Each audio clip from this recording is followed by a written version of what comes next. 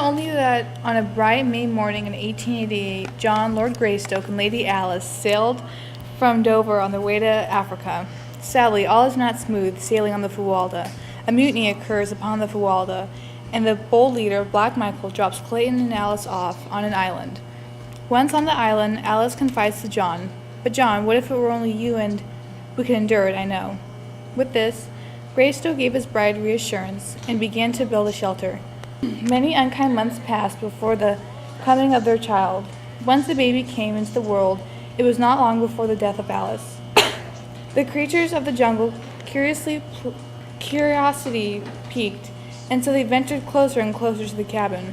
One seemingly normal day, an ape crept too close to the cabin and received the attention of Lord Greystoke.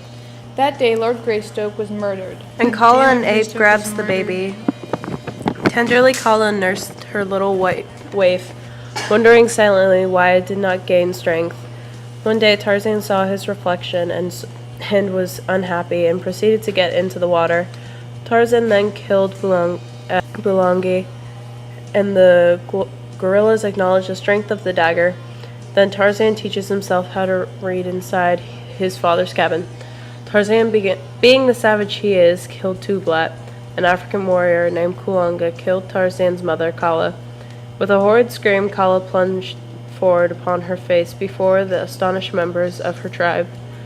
Because Kala's mom was murdered by Kulonga, Tarzan killed Kulonga. Tarzan steals Kulonga's bow and arrows in the village of Mubanga. For a moment he stood without listening intently. There was no sound, and he glided into the semi-darkness of the interior. Tarzan still has the dagger. He kills Kerchak, and he also almost kills Turcos, his stepbrother, but decides to let him live. Tarzan then makes a hard decision to leave his ape tribe to live in his father's cabin.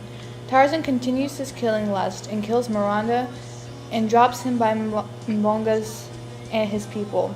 Once Tarzan returns to the cabin, he begins to see white people.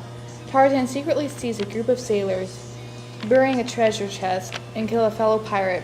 Tarzan takes the treasure chest and brings it to the Dum-Dum.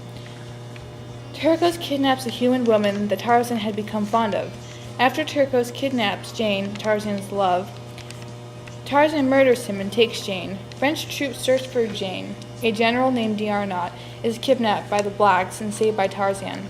Jane returns to her family. A relative of Lord Greystoke, Clayton, angers Jane by speaking badly of Tarzan.